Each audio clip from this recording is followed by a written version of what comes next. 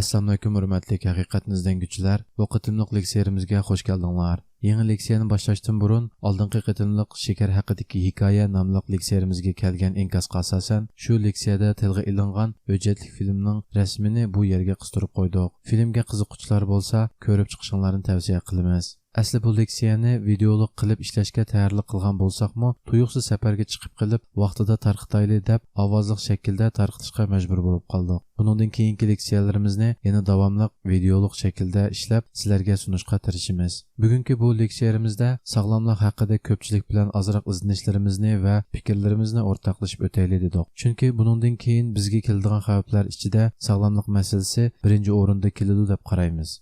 So'roqsiz sistemida tarbiyalanib chiqqan ko'pinchilarimizga nisbatan nima yeb, nima ichayotganligimizga diqqat qiladiganlar ancha ko'p bo'lmasligi mumkin. Bizning yeyotgan yemeklarimizning asosan hammasining genlarining buzilib, almashtirilganligi, ichimlik suvlarimizning bo'lsa, turbu suvlarga flor moddasi qo'shilib, miyamizning nuqchilik cho'ngliqdagi hipofiz bezimizning funksiyasini tamoman xizmat qila olmas holatga akilib qo'yayotganliklari, plastik botulkalarga qachlangan suvlarning bo'lsa, plastik moddalarning suvga parchalanib, uni biz iste'mol qilib qonlarimizda qanchalik plastik parchalarining birikib ketganliklarini, uningga ergishib har xil elektr uskunalari, Wi-Fi va simsiz elektronlik uskunalari yeyayotgan uylarimiz va atrofimizdagi radiasionlar. Bundaq deb kelsak, aytib tugitib bo'la olmaydigan sog'lomligimizga hujum qilayotgan nurg'un omillarni esimizga ola olamiz.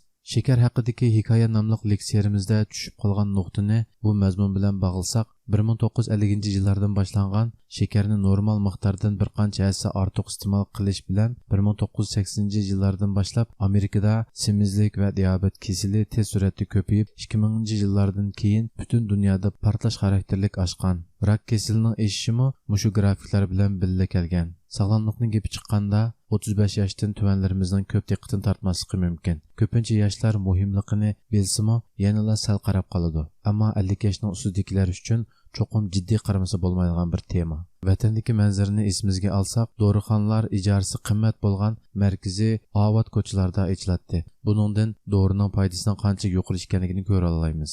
Bir shaharga yoki bir davlatga borganda, u yerning doktorxona soni bilan dorixona soniga diqqat qilsak, u davlatning fuqarolarining umumiy sog'lomlik ahvolidan, u davlatdagi yemekdan tortib suvning va muhitning sifatining qanday ekanligi to'g'riliq dastlabki diagnozni qo'ya olamiz. Vatanni misolga elib, Urumchini o'ylab baqsak, Xalq doktorxonasi bilan o'smir kasalliklar doktorxonasining kengayish suratini aslab baqsaqla, vatandagi qarindoshlarimizning, hatto o'zimizning sog'lomlik ahvolini faraz qila olamiz. Bu yerda ikki parcha sun'iy amroddan tortilgan rasm bilan yuqorida tilga elib o'tganimizni texmo jonlantirib o'tayli. Bu rasm Xalq doktorxonasining 2002-yildagi sun'iy amro rasmi bo'lib, u vaqtdagi binolarning qavat soni 4 dan oshmaydi va ko'pincha bino 2 qavatli binolar edi. Bu rasm bo'lsa 2021-yili 6-oyda tortilgan sun'iy amro rasmi bo'lib, eng chong o'zgarish 20 necha qavatli binodan 8 ning yangi silinganligini ko'ra olamiz.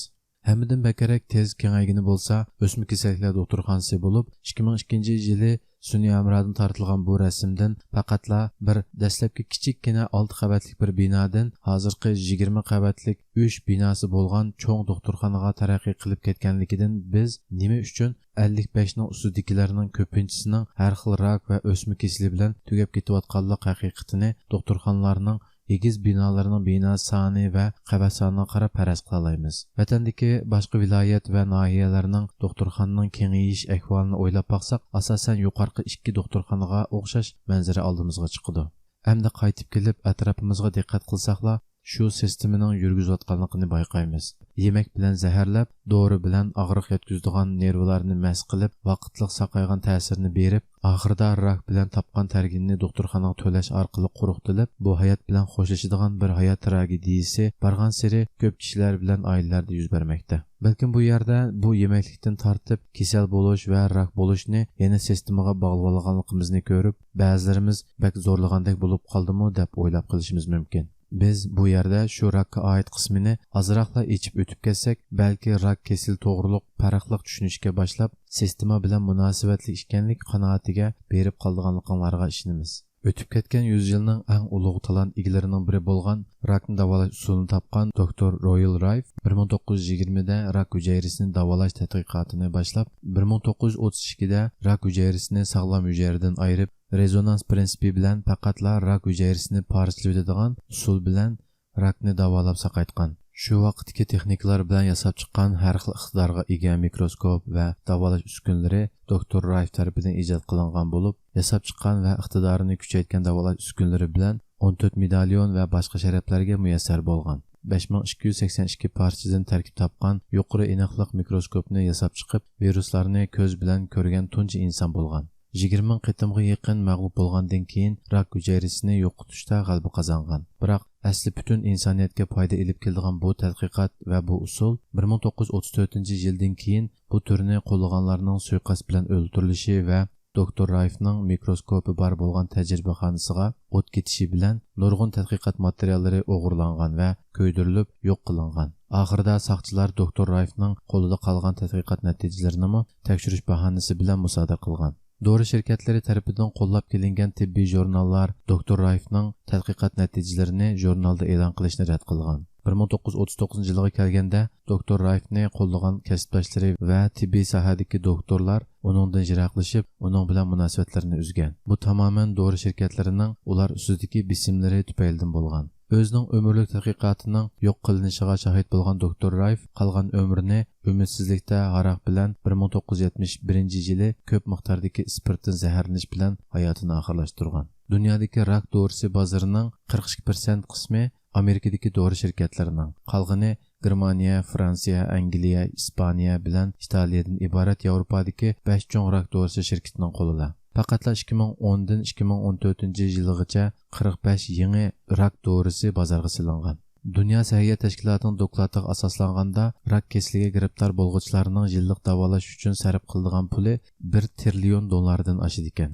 Endi biz o'ylab boqaylik. Mushundaq bir yiliga 1 trillion hatto uningdan ko'p pul topqili bo'ladigan bir yo'lni sizningcha u piramidning ustidagi manfaatdorlar bo'sh qo'yib yetarmi? Doktor Rifening bu tadqiqoti va natijasi dori shirkatlarining bevosita manfaatiga taqashqanligi uchun natijasining qanday bo'lganligini bilgan bo'ldik. Mana bu bizning yemaklikdan boshlanib, kasal bilan davom qilib, oxiri rak bilan oxirlashadigan bu bosqichlarni sistemaga bog'lashimizdagi asosiy sabablarimizdan biri. Biz boshqa asoslarimizni boshqa leksiyalarimizda sunishga davom qilamiz.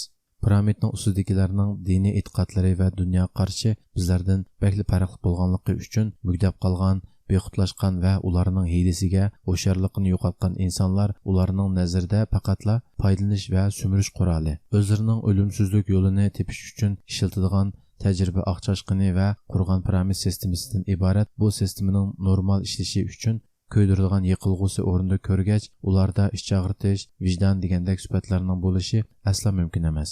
Ammo yana shu nuqtani ta'kidlab o'tsak, bularni maqsadiga yetkazayotgan ularning kuchliligi, aqlliligi yoki boshqa emas, faqatla bizning bexudligimiz va o'rinliqimizdan kelib chiqqan mugdab qilishimiz. Sistemani buzishning, ular ustidan g'alaba qilishning ochquchi va kuchi yanla o'zimizda.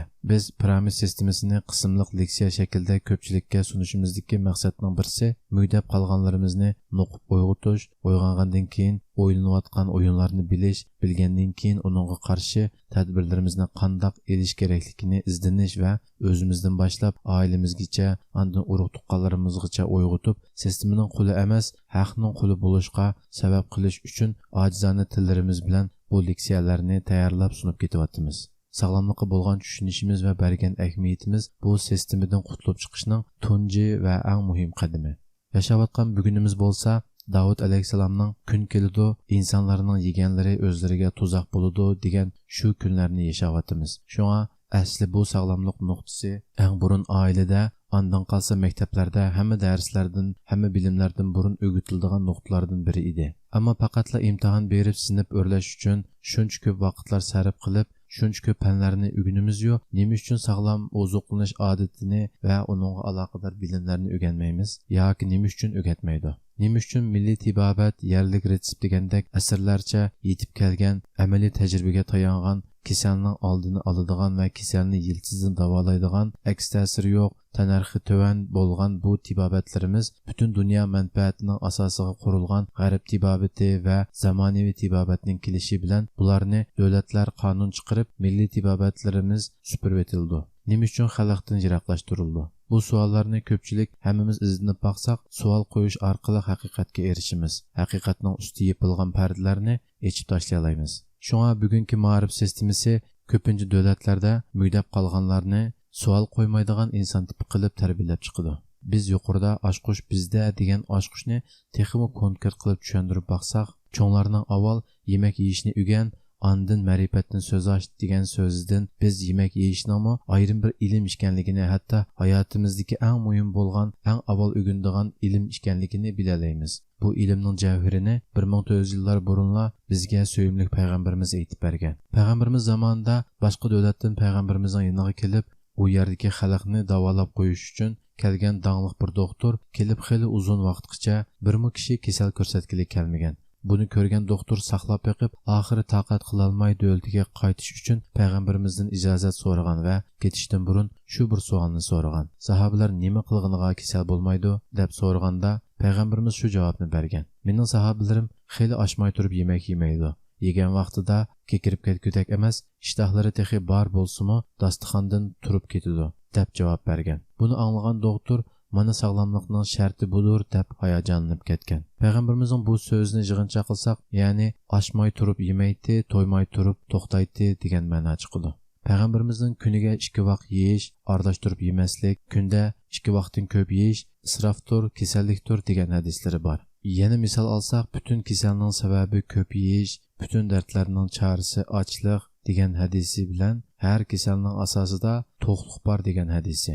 Qur'on Karim Baqara surasi 183-oyatida roza tutishga oid oyatdan yilda 30 kunlik roza tutishning biz uchun, ya'ni salomatligimiz uchun qanchalik muhim ekanligini, bir yillik badanimizdagi kasalliklarning tozalanganligini, oshqozon osti bezining insulin qo'yib berishining tengshilganligini, buninglik bilan bizdagi semizlikdan kelib chiqadigan diabet kasalining oldini olalaydiganligimizni degandek nurg'un kasalliklarimizning eg'irlarining yeniklarining saqayib ketadiganligi hatto isbotlanibmi bo'ldi. Yaqinqi zamondan buyon Yaponiyada va qolgan g'arb ellardami ochliqdan kasal davolash kundan kunga umumlashmoqda. Tabiatdagi hayvonlarmi bir yerlari yaralangan hamon yemaklikni azaltadi, toki yarisi yoki kesili saqayg'ucha. Chunki qursoq och holatda metabolizma ko'proq diqqatini yaralangan yerga yoki kasal organni remont qilishga beralaydi. Agar ig'ir tomoq yeganda ularni singdirish va parchlash uchun xizmat besimi ig'irlab remont qilish ostlaydi va kechikib ketadi. Hayvonlarga kodlangan bu sistema biz insonlardan bor aslida. Faqat biz maqsadlik unutildik. Kunimizda har xil sabablar, tirikchilik, maktabda o'qish, kishilik munosabat deb o'zimizni jiroqlashtirayotgan sotsial media, Instagram davomli diqqatimizni boshqalarning shu onliq hayotiga to'xtamay tortib, kunlarning, oylarning, yillarning qandaq nishonsiz o'zimizdan bargan sari jiroqlashtirayotgan bu realliklar oldida bizning qo'limizdan kelishicha o'zimizga qaytishimiz, o'zimizni uyg'otishimizning ham o'zimiz uchun, ham keyingi avlodlarimiz uchun qanchalik muhim ekanligini eskartishni maqsad qilib bu leksiyalarni sunib turibmiz. Albatta sog'lomlik faqatla birla nuqtaga bog'liq bo'lmaydi. Insonga nisbatan yemaklikdan boshqa ruhiy va psixik sababli kelib chiqadigan sog'lomlik masalalarimi bo'ladi. Masalan, achchiqlanishning börekni, uyquning jigarni, qayg'uning oshqozonni, besimning bo'lsa yurak bilan miyani zaxmlantiradiganlik misollari. Yana irsiyat xarakterlik sog'lomlik masalalari qatorliq boshqa yana nurg'un omillarni o'z ichiga oladi. Ammo bularning cho'ng bir qismini yemak yeyish va och qilishni o'rganish orqali tamoman oldini olishga sabab qila olamiz. Leksiya oxirida ozroqlik kirib o'tib ketadigan halqa kasallik. Iznishlarimizdan bizning kasal bo'lishga nisbatan tushunchalarimizning xato ekanligi va buningdan kelib chiqayotgan xatoning ustiga qilinayotgan xatoliklarning ko'p ekanligini ko'rib, bu leksiyada ozroq qistirib o'tib ketishni loyiq ko'rdik. Fursat kelganda kasallik temasini ayrim leksiya qilib sunishga tirishamiz. Biz ko'p yo'liqadigan zukam, yutilish va qizishdan iborat bu 3 hukmni biz kasallik deb tushunib keldik. Amaliyotda bular kasallik hisoblanmaydi. Bular asli badan ichidagi axlatlarni tozalash uchun elib borgan xizmati edi. Chunki menga o'zidagi axlatlarni ba'zi keraksiz moddalarni zukam bo'lgan vaqtimizdagi burundan chiqadigan suyuqlik orqali tozalaydi. Biz bo'lsak zukam dorisini yedik deymiz. Zukam dorisi faqat zukamning alomatini yo'q qiladi. Amaliyotda zukamni badan o'zi necha kun ichida davolab saqaytadi. Yo'tal bo'lsa o'pkadagi yig'ilib qolgan keraksiz axlatlarni tozalash uchun yo'tal orqali o'pka shoxchilarini silkib badan sirtiga chiqaradigan bir tozalash jarayoni bo'lib, biz bo'lsak bu xizmatni normal elib borg'ili qo'ymaymiz. Dori bilan yo'talni bosimiz. Natijada u axlatlar ozroq bir qismi chiqsimi, qolgani badanga singdirildi.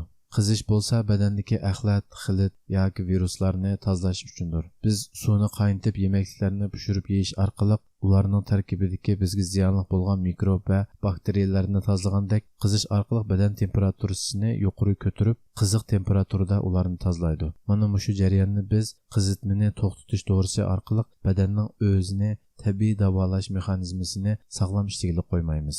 Natijada dori ichgan seri doriga bog'lanib qolamiz. Bu to'g'riliq faqat mushunchalik yerlarini ichib turayli. Qolgan qismini izlanguvchilarning izlanishiga, bizdan savollar bo'lsa so'rashiga birlikda o'ginib, birlikda ilgarilishimizga qo'yib qo'ydik.